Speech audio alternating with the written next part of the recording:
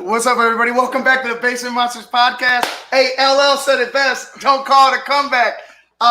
Bears come back to beat the Lions 27-23. Man, they just, I don't know. It was something that I thought we should have saw earlier in the game. You know, the rhythm thing that Matt Nagy kind of strayed away from for some reason. We saw the running game, really take its toll on the Lions. It did its job. But vice versa. Look at. I'm not saying they wasn't lucky. Look, I'm not saying they weren't lucky. It was luck. But the thing is that sometimes luck is, luck is a part of the game. Yeah. But how about Mitch coming in down? We said he has to make a statement. Nagy had to make a statement. Mm-hmm. He's coming down. And actually, can you fix that camera, dude? Like it's the one on the left. It's all down. But so we said that one up a little. We had to make a statement, and he did. I thought he did. Yeah, it's good. I thought he did. Matt Nagy's play calling got better. The rhythm started to show. The thing is that defense. What the hell was going on? That's Pagano. Matt Stafford. No, honestly, I think it's just the greatness of Matt Stafford. I think Matt Stafford is amazing. I think Matt Stafford should definitely take he should definitely be the culprit in that because he was just tearing us up. Everything he did up until. And it was weird. It was like the Bears needed 3 quarters to turn it on. The Bears needed 3 quarters to oil the gears, get the muscles loose, and then they turn it on. But that's not going to cut it. You can't start late.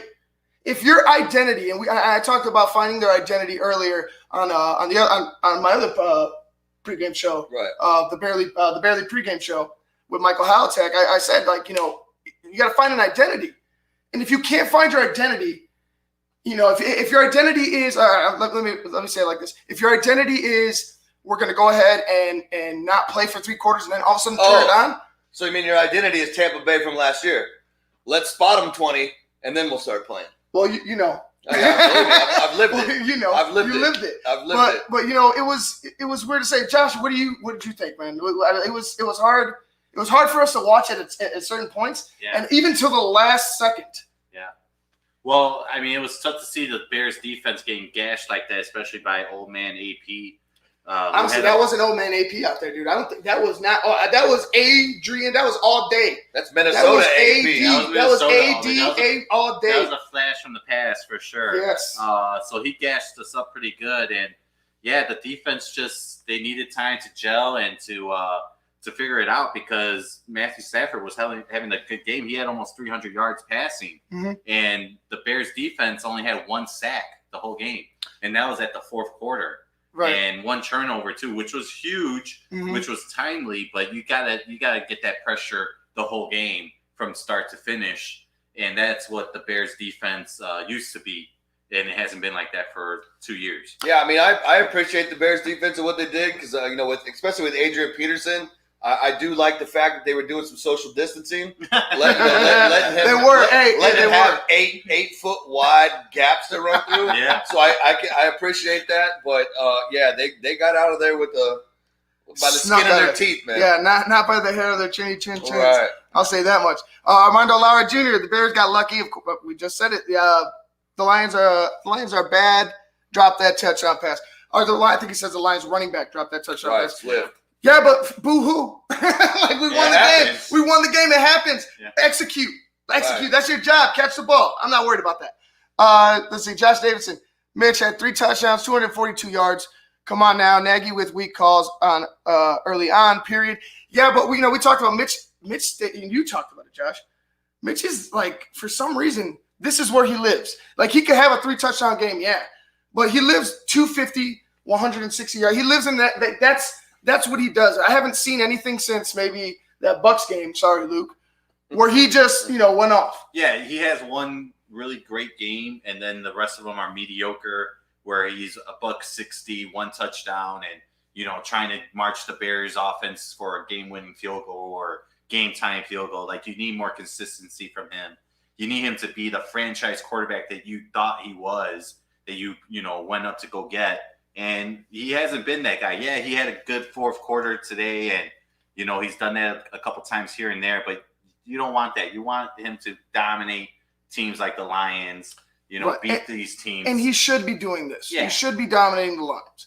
I like how he came back, and he faced down a loss. He faced down a big step backwards if he didn't come back in this game. We said it before the half. Yeah. We said it at the half. Yeah, no, this was it for Mitch.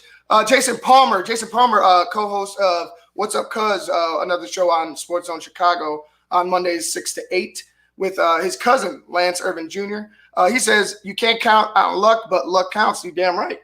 I'll take it all day. It's a W in my book. Yeah. But it was just troubling early on in that third quarter. You're like, what the hell's going on? Again, they didn't jump out to a quick start. They didn't, they did kind of sustain the run, but they were just it was just weird. They were out flat. Yeah. It wasn't until they faced, hey, we're gonna take this loss and go 0-1 to the Lions on opening day that they turned it on in the fourth quarter. Yep. Yeah, but I mean the other huge thing is like we were talking about, and I've told you, Anthony Miller is a seam 9 runner. That's it. When you start making him break routes and do that stuff, nothing good comes out of it. But you see how many catches, crucial catches, third, fourth quarter, was it Anthony Miller running straight down the field. Right. That's what you got to do with Miller. He's not a route tree guy. You got to find someone else. Maybe Mooney needs to check in on that or somebody else. The only other thing I could take away is Cole Kmet. Like, where was he? Targeted one time? Yeah. This is your guy. This is your draft guy. Like, this is the guy you got. Yeah. I get it. You got Jimmy, but Jimmy is jumping too soon on a couple of those. One, it could have been a touchdown, but his knee was down. Yeah. So I could give it that. But here goes Tom Brady right now. Bam, look at him. All day. To Godwin. Watching the Bucs Saints game right now. Ugly. Yeah. Woo! Yeah, I mean, the Bears, they gotta hopefully next week get things together. They got the Giants. I think. Yeah, I'm gonna tell you what, the Bears need to get those holes fixed on that defensive line, or be able to stop that run, because you were just playing an older Adrian Peterson. Yeah. Next week you're gonna be playing a young Saquon Barkley that is a hoss. Yeah. He is the old Adrian Peterson. Yeah. And if you can't contain that guy, you're in for a world of hurt. I hope that that Robert Quinn is back next week and starting, and hopefully that defense shores up a little bit. It has to, especially in the run game. Well, I want to say this about the defense. Not impressed. I thought they were going to come out and they're going to be world beaters, but that was just slow. It was. They were like molasses the first 3.5 quarters. Like they didn't even know what was going on. Like they didn't know what Chuck Pagano didn't want to even put pressure on the guy until about midway through the third, and then you started seeing pressure. We didn't get a sack until the fourth quarter. Yeah. And we didn't even really see pressure. It was like it was almost like, how earlier in the early rounds of a fight you're just filling out sometimes. Right. It was almost like they were trying to fill them out for 3 quarters. Now, Josh, you made a good point about tape. Yeah. These guys, it looked like they made a couple adjustments on offense a little bit towards the end of the game once they got that first half film in their tablets. I think that's what the case is going to be for the rest of the season, that the Bears are going to feel out these teams the first half and wait for their game film to get to them, that first half game film, and make their adjustments, And that's a big point, because they had no preseason. They had no training. They barely had a training camp. Maybe they picked up on some of that tape. Maybe they were like, hey, we found something, because they did tend to exploit some of the line. Well, you got to think. The Lions continued to get injured in the secondary. Yeah. They continued to get injured in the secondary throughout the game. game. It was like, Mitch, you got a third stringer out there, dog. Not even Mitch. Matt Nagy. Right. Laser. You have a third string cornerback out there, dog. And that's why the ball. And that's why I think the Miller passes were right. Miller. But like I said, man, like Anthony Miller, this is what we've been talking about since even last season. We've been talking about it. Use what you have and don't try to make people be somebody that they're not. Get Mitch out of the pocket. Let him pass on the run. Get a run game. Anthony Miller is not a route tree guy. Sit him straight down the field, even when he was in the seam. Perfect. You got both cornerbacks out. Put the pressure on the safety. The corner, I don't know. With Nagy, it's just like sometimes I think he just tries to be like, well, I'm Matt Nagy. I'm better. You're right. You know what I mean? Like he needs to stop. Use your players. Use the personnel you have. Luke, you said there was a play early on where they were in the red zone, and there was they had two tight ends. I'm pretty sure Jimmy Graham was spread out wide, but there was a big set. They had two tight ends. They had Demetrius Harris inside, and they had Cole Kmet on the out. Should have been his ball. I'm thinking Cole. I think it should have been swapped because you went ahead and got Harris in to be a more block. Yeah, he can receive, but he's more of a blocking tight end. Isn't Cole Kmet the athletic guy? Yeah. Aren't we supposed? Should have been his Shouldn't ball. we seen Cole Kmet running that route? It should have been his ball. Now, another 100%. thing about Kmet, there was a play also where Mitch, he missed him in the red zone. It would have maybe he gets in, maybe he stopped at the 1. But I thought he should have sat in that route. He being Cole Kmet. And that'll come with time, like he's a rookie, like his first game in the NFL, like he's going to start learning his spot. He's going to start learning the defenses. He's going to start seeing stuff in the film room. He's going to develop. He's going to start understanding. Him and Mitch need to get on that level. They need to get that tandem. Mm-hmm. We were talking about it earlier. Who's the last great Chicago Bears tight end, or was there ever one? Greg Olsen. How great was he? You traded him. No. Desmond Clark. No. Mike Ditka? No. Mike Martz came in like a serpent. Oh, serpent. And poisoned whoever's ear was listening. Uh-huh. All right? And you traded what could have been a Hall of Fame tight end to the Carolina Panthers. And that's Bears. And that's their tight end. And then they had a bad break with the guy breaking his leg. That was bad, but the Shaheen was not the answer. Kevin White. God, Kevin White. Yeah, just like how many times? But this is this is a new weapon for Mitch.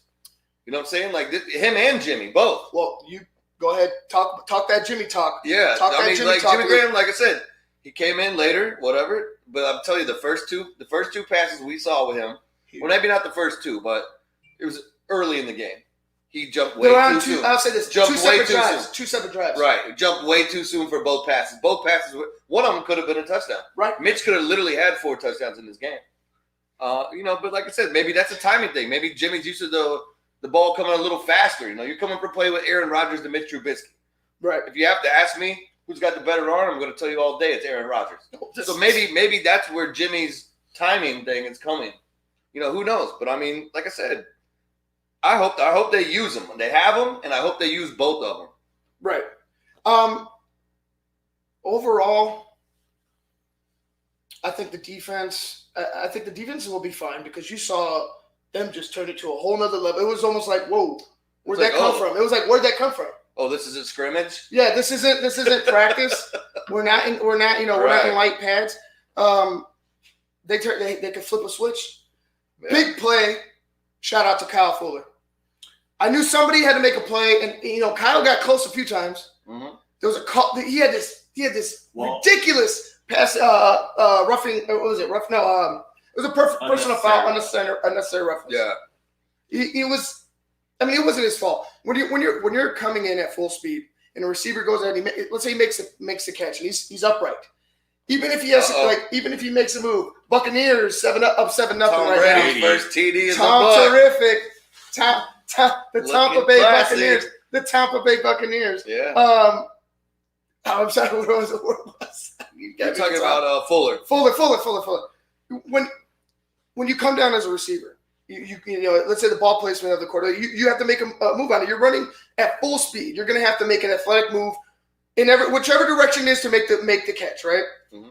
That defender can't just differentiate when you switch levels immediately. Oh yeah, no, yeah, that was You can't stop yourself and be like, oh, he's about to switch levels on me. Yeah, no, that'll be it's ridiculous. So it's to me it's ridiculous to be called.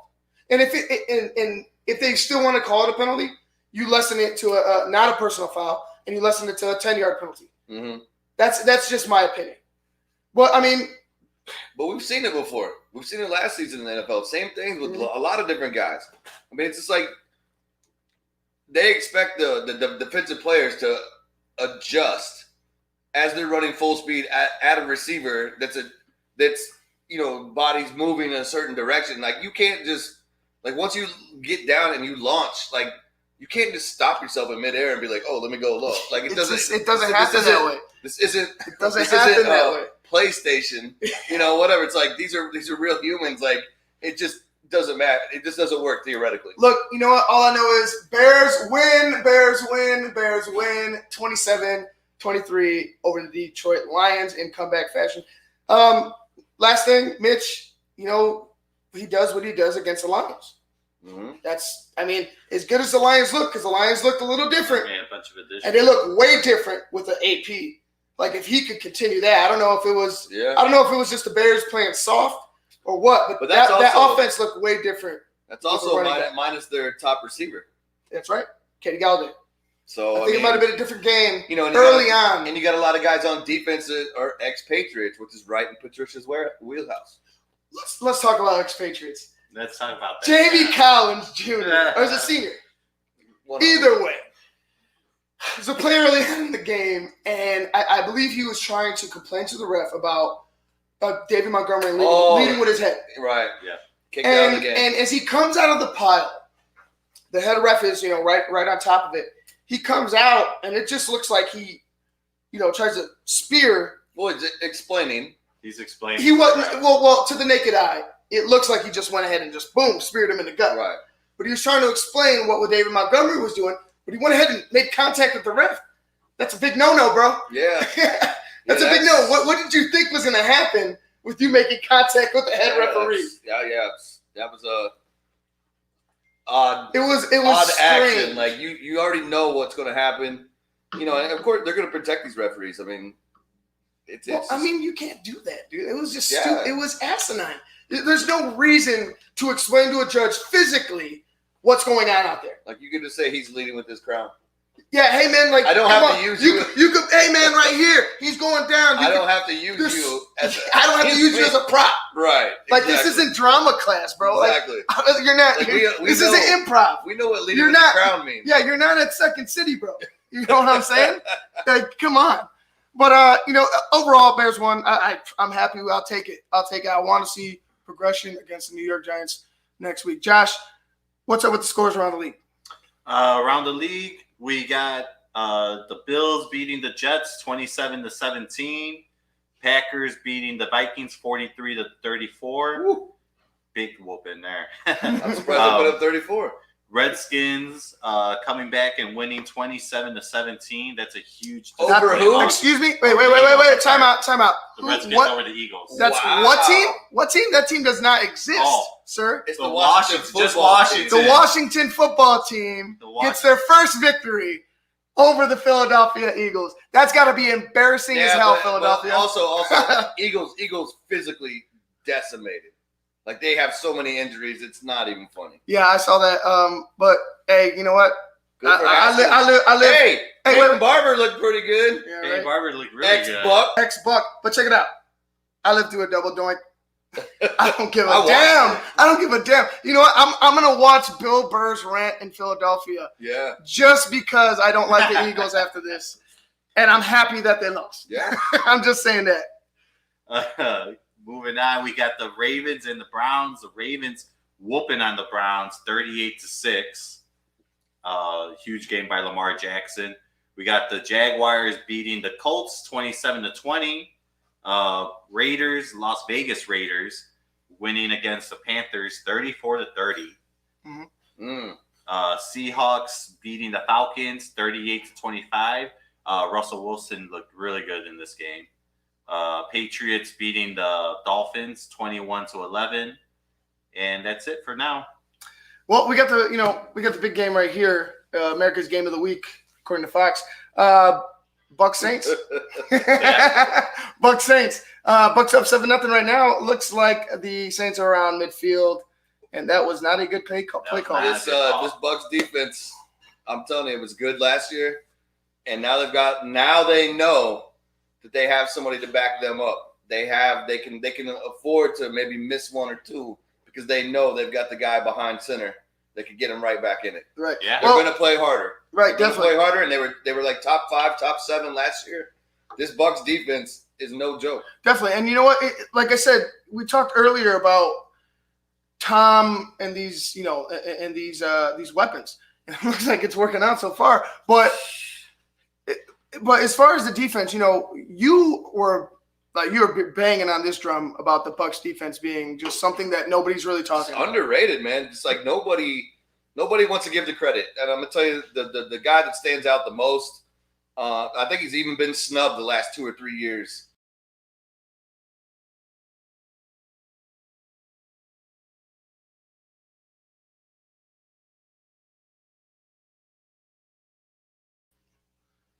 Go ahead. My bad.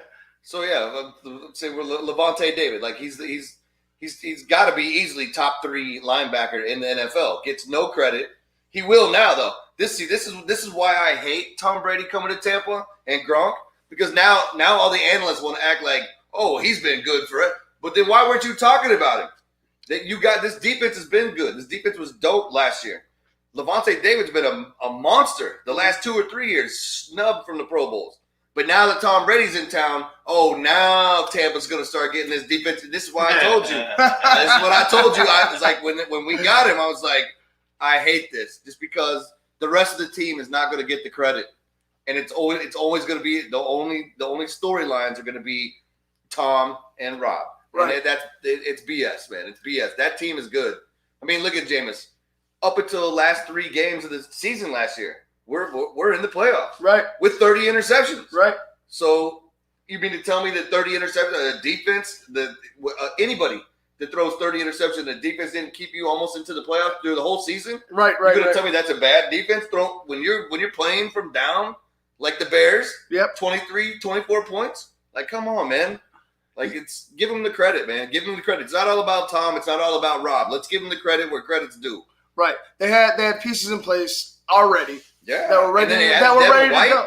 That were ready to go. Tom should treat it like this is our team and not this is Tom's team. This is not Tom's team. This is their team, because Tom's a new guy. Right. Like, honestly, you got to look. I don't care that Tom's the GOAT or whatever. Tom's a new guy. Yeah. Like, you have to win your teammates over. You can't come in there. You can't come in there like I'm king. No, I don't care how 6 rings don't mean nothing. It's gonna work both ways. Look at. He won 6 rings with the New England Patriots, not the Tampa Bay Buccaneers. Right. We'll just say that. Right. Hey, we're gonna go ahead and watch this game. We'll watch see the Tampa Bay Buccaneers and the New Orleans Saints. We're gonna get back to you guys at halftime of this game. We're gonna smash some pizza, and Josh is gonna take off, but he'll be here. He'll be with us in spirit. And another shout out to Jelani for the beat, the opening. The yeah, man, Jelani, bro. Like, thanks, man. Thank you for the audio for our intro, man. That was dope. It fits perfect. I love it. We appreciate it, dog. Thank you. Sure. But yeah, man, we're gonna get out of here until halftime. For Luke Nettles, I'm Ivan Vargas, and for Josh Ward, we're gonna get out of here. This is the Basic Monsters podcast on Sports Zone Chicago.